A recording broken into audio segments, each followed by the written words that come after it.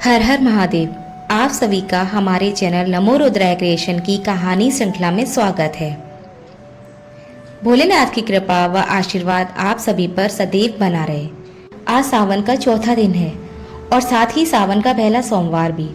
इस दिन जो भी जातक माता पार्वती व भगवान शिव का पूजन विधि विधान से करते हैं, उनके समस्त कष्ट दूर होकर उनकी सभी मनोकामनाएं पूर्ण होती हैं। सावन सोमवार का व्रत करने से विवाह के योग बनते हैं व योग्य जीवन साथी की प्राप्ति होती है। महादेव की कृपा से अखंड सौभाग्य, सुख, समृद्धि, धन, वैभव और अंत में वैकुंठ की प्राप्ति होती है। आपकी कोई मन्नत पूरी नहीं हो रही हो या तमाम प्रयासों के बाद भी आपके कैरियर में सफलता नहीं मिल रही, तो आपको सोमवार का व्रत करके कथा को सुनने मात्र से आपको सभी कष्टों से मुक्ति मिल जाती है और जातक को मनचाही इच्छा पूरी हो जाती है। तो आइए माँ पार्वती व भगवान शिव की प्रार्थना वंदन करते हुए कथा को शुरू करते हैं। हे सृष्टि के अधिपति भगवान शिव और उनकी अर्धांगिनी करुणामयी माता पार्वती, जिनके संतुलन से यह संसार चलता है, जो योग और शक्ति, ज्ञान और श्रद्धा का प्रतीक हैं, आप हमारे जीवन में स्नेह, धैर्य और शक्ति के रूप में आए व हमारा साहस बन जाएं। हे गौरी शंकर जगत के पालन करता, आपके चरणों में हमारा कोटि कोटि वंदन स्वीकार करें। आप सभी श्रोताओं से विनम्र निवेदन है कि कथा में अंत तक बने रहें, जिससे प्रभु की कृपा आप पर बनी रहे। आइए अब शुरू करते हैं श्रावण सोमवार की व्रत की कथा। श्रावण सोमवार की व्रत कथा के अनुसार अमरपुर नगर में एक धनी व्यापारी रहता था। दूर दूर तक उसका व्यापार फैला हुआ था। नगर में उस व्यापारी का सभी लोग मान सम्मान करते थे। इतना सब कुछ होने पर भी वह व्यापारी अंतर्मन से बहुत दुखी था, क्योंकि उस व्यापारी के कोई पुत्र नहीं था। दिन रात उसे एक ही चिंता सताती रहती थी, उसकी मृत्यु के बाद इतने बड़े व्यापार और धन संपत्ति को कौन संभालेगा। पुत्र पाने की इच्छा से वह व्यापारी प्रति सोमवार भगवान शिव की व्रत पूजा किया करता था। सायकाल को व्यापारी शिव मंदिर में जाकर भगवान शिव के सामने घी का दीपक जलाया करता था। उस व्यापारी की भक्ति को देखकर एक दिन माता पार्वती ने भगवान शिव से कहा, हे प्राणनाथ, ये व्यापारी आपका सच्चा भक्त है। कितने दिनों से यह सोमवार का व्रत और पूजा नियमित रूप से कर रहा है। भगवान, आप इस व्यापारी की मनोकामना अवश्य पूर्ण करें। भगवान शिव ने मुस्कुराते हुए कहा, हे पार्वती, इस संसार में सबको उसके कर्म के अनुसार फल मिलता है। प्राणी जैसा कर्म करते हैं, उन्हें वैसा ही फल प्राप्त होता है। इसके बावजूद पार्वती माता नहीं मानी। उन्होंने आग्रह करते हुए कहा, नहीं प्राणनाथ, आपको इस व्यापारी की इच्छा पूरी करनी ही पड़ेगी। यह आपका अनन्य भक्त है। प्रति सोमवार आपका व्रत विधि विधान से पूर्ण करता है और पूजा अर्चना के बाद आपको भोग लगाकर एक समय भोजन ग्रहण करता है। आपको इसे पुत्र प्राप्ति का वरदान देना ही होगा। माँ पार्वती का इतना आग्रह देखकर भगवान शिव ने कहा, तुम्हारे आग्रह पर मैं इस व्यापारी को पुत्र प्राप्ति का वरदान देता हूँ, लेकिन इसका पुत्र मात्र 16 वर्ष तक ही जीवित रहेगा। उसी रात भगवान शिव ने स्वप्न में उस व्यापारी को दर्शन देकर उसे पुत्र प्राप्ति का वरदान दिया और उसके पुत्र के 16 वर्ष तक जीवित रहने की बात भी बताई। भगवान के वरदान से व्यापारी को खुशी तो बहुत हुई, लेकिन पुत्र की अल्पायु की चिंता ने उस खुशी को नष्ट कर दिया। व्यापारी पहले की तरह सोमवार का विधिवत व्रत करता रहा। कुछ महीनों पश्चात उसके घर अति सुंदर पुत्र उत्पन्न हुआ। पुत्र जन्म से व्यापारी के घर में खुशियां भर आईं। बहुत धूमधाम से पुत्र जन्म का समारोह मनाया गया। व्यापारी को पुत्र जन्म की अधिक खुशी नहीं हुई, क्योंकि उसे पुत्र की अल्प आयु के रहस्य का पता था। यह रहस्य घर में किसी को नहीं मालूम था। विद्वान ब्राह्मणों ने उस पुत्र का नाम अमर रखा। जब अमर 12 वर्ष का हुआ तो शिक्षा के लिए उसे वाराणसी भेजने का निश्चय किया गया। व्यापारी ने अमर के मामा दीपचंद को बुलाया और कहा कि अमर को शिक्षा प्राप्त करने के लिए वाराणसी छोड़ आओ। अमर अपने मामा के साथ शिक्षा प्राप्त करने के लिए चल दिया। रास्ते में जहाँ भी अमर और दीपचंद रात्रि विश्राम के लिए ठहरते, वहीं यज्ञ करते और ब्राह्मणों को भोजन कराते थे। लंबी यात्रा के बाद अमर और दीपचंद एक नगर में पहुँचे।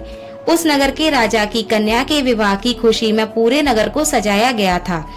निश्चित समय पर बारात आ गई, लेकिन वर का पिता अपने बेटे के एक आंख से काना होने के कारण बहुत चिंतित था। उसे इस बात का भय सता रहा था कि राजा को इस बात का पता चलने पर कहीं वह विवाह से इनकार ना कर दे, इससे उसकी बदनामी होगी। वर के पिता ने अमर को देखा तो उसके मस्तिष्क में एक विचार आया। उसने सोचा क्यों न इस लड़के को दूल्हा बनाकर राजकुमारी से विवाह करा दूं। विवाह के बाद उसको धन देकर विदा कर दूंगा और राजकुमारी को अपने घर में ले जाऊंगा। वर के पिता ने इसी संबंध में अमर और दीपचंद से बात की। दीपचंद ने धन मिलने के लालच में वर के पिता की बात स्वीकार कर ली। अमर को दूल्हे के वस्त्र पहनाकर राजकुमारी चंद्रिका से विवाह करा दिया गया। राजा ने बहुत सा धन देकर राजकुमारी को विदा किया। अमर जब लौट रहा था तो सच नहीं छिपा सका और उसने राजकुमारी की ओढ़नी पर लिख दिया, राजकुमारी चंद्रिका, तुम्हारा विवाह तो मेरे साथ हुआ था। मैं तो वाराणसी में शिक्षा प्राप्त करने जा रहा हूँ और तुम्हें जिस नवयुवक की पत्नी बनना पड़ेगा वह कान्हा है। जब राजकुमारी ने अपनी ओढ़नी पर लिखा हुआ पढ़ा तो उसने काने लड़के के साथ जाने से इनकार कर दिया। राजा ने सब बातें जानकर राजकुमारी को महल में रख लिया। उधर अमर अपने मामा दीपचंद के साथ वाराणसी पहुंच गया। अमर ने गुरुकुल में पढ़ना शुरू कर दिया। जब अमर की आयु 16 वर्ष की हुई तो उसने एक यज्ञ किया। यज्ञ की समाप्ति पर ब्राह्मणों को भोजन कराया और खूब अन्न वस्त्र दान किए। रात को अमर अपने शयन कक्ष में सो गया। शिव के वरदान के अनुसार शयन अवस्था में ही अमर के प्राण पखेरु उड़ गए। सूर्योदय पर मामा अमर को मृत देखकर रोकने पीटने लगे। आसपास के लोग भी एकत्र होकर दुखी होने लगे और दुख प्रकट करने लगे। मामा के रोने विलाप करने के स्वर समीप से गुजरते हुए भगवान शिव और माता पार्वती ने भी सुने। माता पार्वती ने भगवान से कहा, प्राणनाथ, मुझसे इसके रोने का स्वर नहीं सहन हो रहा है। आप इस व्यक्ति के कष्ट अवश्य दूर करें। भगवान शिव ने पार्वती के साथ अदृश्य रूप में समीप जाकर अमर को देखा तो माँ पार्वती से बोले, पार्वती, यह तो उसी व्यापारी का पुत्र है। मैंने इसे 16 वर्ष की आयु का वरदान दिया था। इसकी आयु तो पूरी हो गई। माँ पार्वती ने फिर भगवान शिव से निवेदन किया, हे प्राणनाथ, आप इस लड़के को जीवित करें, नहीं तो इसके माता पिता पुत्र की मृत्यु के कारण रो रो कर अपने प्राणों का त्याग कर देंगे। इस लड़के का पिता तो आपका परम भक्त है, वर्षों से सोमवार का व्रत करते हुए आपको भोग लगा रहा है। पार्वती के बार बार आग्रह करने पर शिव ने उस लड़के को जीवित होने का वरदान दिया और कुछ ही पल में वह जीवित होकर उठ बैठा। शिक्षा समाप्त करके अमर मामा के साथ अपने नगर की ओर चल दिया। दोनों चलते हुए उसी नगर में पहुंचे जहां अमर का विवाह हुआ था। उस नगर में भी अमर ने यज्ञ का आयोजन किया। समीप से गुजरते हुए नगर के राजा ने यज्ञ का आयोजन देखा। राजा ने अमर को तुरंत पहचान लिया। यज्ञ समाप्त होने पर राजा अमर और उसके मामा को महल में ले गया और कुछ दिन उन्हें महल में रखकर बहुत सा धन वस्त्र देकर राजकुमारी के साथ विदा किया। रास्ते में सुरक्षा के लिए राजा ने बहुत से सैनिकों को भी साथ भेजा। दीपचंद ने नगर में पहुंचते ही एक दूत को घर भेजकर अपने आगमन की सूचना भेजी। अपने बेटे अमर के जीवित वापस लौटने की सूचना से व्यापारी बहुत प्रसन्न हुआ। व्यापारी ने अपनी पत्नी के साथ स्वयं को एक कमरे में बंद कर रखा था।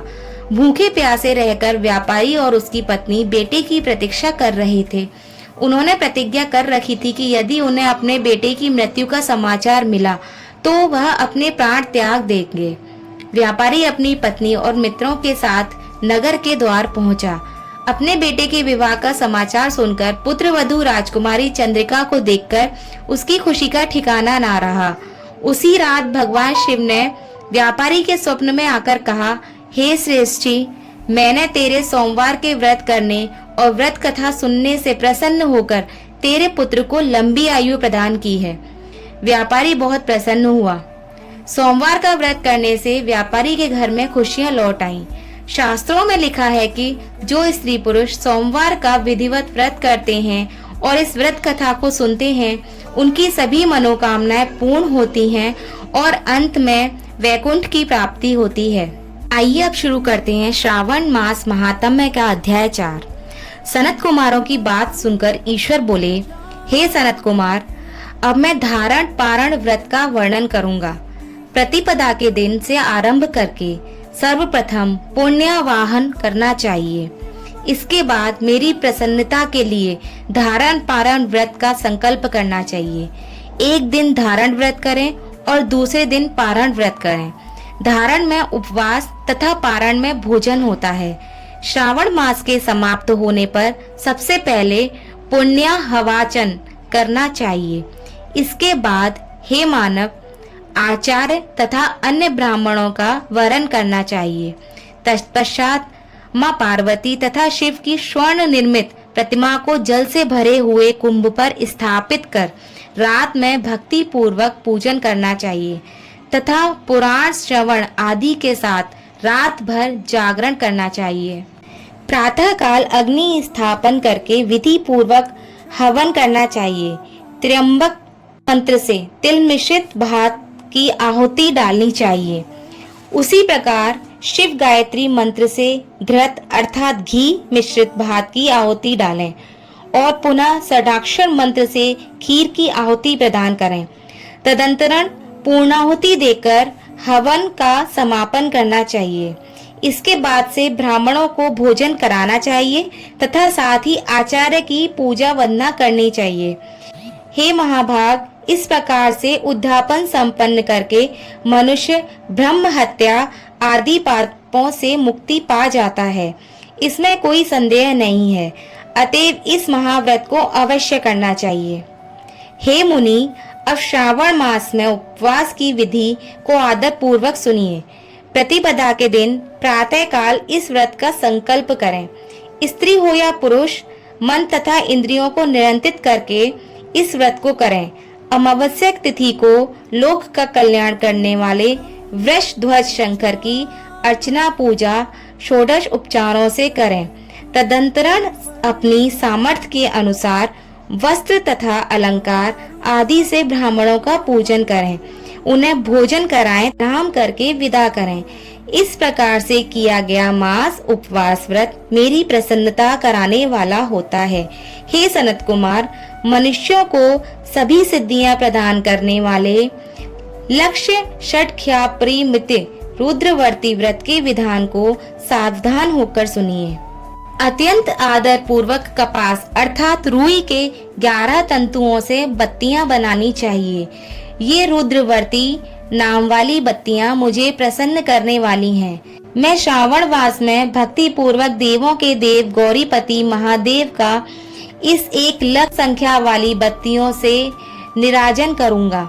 इस प्रकार श्रावण मास के प्रथम दिन विधि पूर्वक संकल्प करके महीने भर प्रतिदिन शिव जी का पूजन कर 1000 बत्तियों से निराजन करें और अंतिम दिन 71,000 बत्तियों से पूजन करें अथवा प्रतिदिन 3000 बत्तियां आदर पूर्वक अर्पण करें और अंतिम दिन 13,000 बत्तियां समर्पित करें अथवा एक ही दिन सभी 1 लाख बत्तियों को मेरे समक्ष जलाएं। प्रचुर मात्रा में घृत में भिगोई और सुगंधित बत्तियां होती हैं, वे मुझे प्रिय हैं। तत्पश्चात मुझे विश्वेश्वर का पूजन करके कथा श्रवण करें। सनत कुमार बोले, हे देव, हे जगन्नाथ, कृपा करके आप मुझे इस व्रत का प्रारब्ध बताएं। हे प्रभु, इस व्रत को सर्वप्रथम किसने किया तथा इसके उद्यापन में क्या विधि होती है? ईश्वर बोले, हे ब्राह्मण पुत्र, व्रतों में उत्तम इस रुद्रवर्ती व्रत के विषय में सावधान होकर सुनिए। यह व्रत महापुण्यप्रद, सभी उपद्रवों का नाश करने वाला है, प्रति तथा सौभाग्य देने वाला, पुत्र पौत्र समृद्धि प्रदान करने वाला तथा परम पद शिवलोक को देने वाला है। तीनों लोकों में इस रुद्रवर्ती व्रत के समान कोई उत्तम व्रत नहीं है। इस संबंध में लोग यह प्राचीन दृष्टांत देते हैं। क्षिप्रा नदी के रम्य तट पर उज्जैनी नामक सुंदर नगरी थी। उस नगरी में सुगंधा नामक एक परम सुंदरी वीरांगना थी। उसने अपने साथ संसर्ग के लिए अत्यंत दुसह शुल्क निश्चित किया था। 100 स्वर्ण मुद्राएं देकर संसर्ग करने की शर्त रखी थी। उस सुगंधा ने युवकों तथा ब्राह्मणों को भ्रष्ट कर दिया था। उसने राजाओं तथा राजकुमारों को नग्न करके उनके आभूषण आदि लेकर उनका बहुत तिरस्कार किया था। इस प्रकार उस सुगंधा ने बहुत लोगों को लूटा था। उसके शरीर की सुगंध से कोस भर का स्थान सुगंधित रहता था। वह पृथ्वी तल पर रूप, लावण्य और कांति की मानो निवास स्थली थी। वह 6 रागों और 36 रागिनियों के गायन में तथा उनके अन्य बहुत से भेदों की भी गान क्रिया में अत्यंत कुशल थी। वह नृत्य में रंभा आदि देवांगनाओं को भी तिरस्कृत कर देती थी और अपने एक एक पग पर अपनी गति से हाथियों तथा हंसों का उपहास करती थी। एक दिन वह सुगंधा कटाक्षों तथा भौएं चालान के द्वारा काम बाणों को छेड़ती हुई क्रीड़ा करने के विचार से शिप्रा नदी के तट पर गई। उसने ऋषियों के द्वारा सेवित मनोरम नदी को देखा। वहां कई विप्र ध्यान में लगे हुए थे तथा कई तप में लीन थे, कई शिवार्चन में रत थे तथा कई विष्णु के पूजन में तल्लीन थे। हे महामुनि, उसने उन ऋषियों के बीच विराजमान मुनि वशिष्ठ को देखा। उनके दर्शन के प्रभाव से उसकी बुद्धि धर्म में प्रवृत्त हो गई। जीवन तथा विशेष रूप से विषयों से उसकी विरक्ति हो गई। वह अपना सिर झुकाकर बार बार मुनि को प्रणाम करके पापों की निवृत्ति के लिए मुनि श्रेष्ठ वशिष्ठ जी से कहने लगी। सुगंधा बोली, हे अनाथनाथ, हे विप्रेंद्र, हे सर्वविद्या विशारद, हे योगेश, मैंने बहुत से पाप किए हैं। अतः हे प्रभु, उन समस्त पापों के नाश के लिए मुझे उपाय बताइए। ईश्वर बोले, हे सनत कुमार, उस सुगंधा के इस प्रकार कहने पर वे दीन वत्सल्य मुनि वशिष्ठ अपनी ज्ञान दृष्टि से उसके कर्मों को जानकर आदर पूर्वक कहने लगे। वशिष्ठ बोले, तुम सावधान होकर सुनो। जिस पुण्य से तुम्हारे पाप का पूर्ण रूप से नाश हो जाएगा, वह सब मैं तुमसे अब कह रहा हूँ। हे भद्रे, तीनों लोकों में विख्यात वाराणसी में जाओ। वहां जाकर तीनों लोकों से दुर्लभ महान पुण्य देने वाले तथा शिव के लिए अत्यंत प्रतिकर रुद्रवर्ती नामक व्रत को उस क्षेत्र में करो। हे भद्रे, इस व्रत को करके तुम परम गति प्राप्त करोगी। ईश्वर बोले, तब उसने अपना धन लेकर सेवक तथा मित्र सहित काशी में जाकर वशिष्ठ के द्वारा बताए गए विधान के अनुसार व्रत किया। इस प्रकार उस व्रत के प्रभाव से सशरीर उस शिवलिंग में विलीन हो गई। हे सनत कुमार, इस प्रकार जो स्त्री इस परम दुर्लभ व्रत को करती है, वह जिस जिस अभिष्ट पदार्थ की इच्छा करती है, उसे निसंदेह प्राप्त करती है। ये सुव्रत, अब आप माणिक्यवर्तियों का महात्म्य सुनिए। हे विपेंद्र, उन माणिक्यवर्तियों के व्रत से स्त्री मेरे अर्ध आसन की अधिकारिणी हो जाती है और महाप्रलय पर्यंत वह मेरे लिए प्रिय रहती है। अब मैं इस व्रत की संपूर्णता के लिए उद्यापन का विधान बताऊंगा। चांदी की बनी हुई नंदीश्वर की मूर्ति पर आसीन सुवर्णमय भगवान शिव की पार्वती सहिता प्रतिमा को कलश पर स्थापित करना चाहिए और विधि से 7 पूजन कर रात्रि में जागरण करना चाहिए। इसके बाद प्रातःकाल नदी में निर्मल जल में विधि पूर्वक स्नान करके 11 ब्राह्मणों सहित आचरण का वर्णन करना चाहिए। तत्पश्चात रुद्र सूक्त से अथवा गायत्री से अथवा मूल मंत्र से घृत, खीर तथा बेल पत्रों का हवन करना चाहिए। इसके बाद पूर्णाहुति हवन करके आचार्य आदि की विधिवत पूजा करनी चाहिए तथा सपन्नी 11 उत्तम विप्रों को भोजन कराना चाहिए। हे सनत कुमार, जो स्त्री इस प्रकार के व्रत करती है, वह समस्त पापों से मुक्त हो जाती है। तत्पश्चात विधान पूर्वक कथा सुनकर स्थापित की गई समस्त सामग्री ब्राह्मणों को दे देनी चाहिए। इससे निश्चित रूप से हजारों अश्वमेघ यज्ञों का फल प्राप्त होता है। इस प्रकार स्कंद पुराण के अंतर्गत ईश्वर सनत कुमार संवाद में श्रावण मास महात्म्य में धारणा पारणा मासोपवाद रुद्रवर्ती कथक नामक चौथा अध्याय पूर्ण हुआ। अगर आप अगला अध्याय सुनना चाहते हैं तो हमारे चैनल को अभी सब्सक्राइब करें और बेल आइकन को प्रेस करें। और अगर आपको यह कथा अच्छी लगी है तो कमेंट में हर हर महादेव अवश्य लिखें।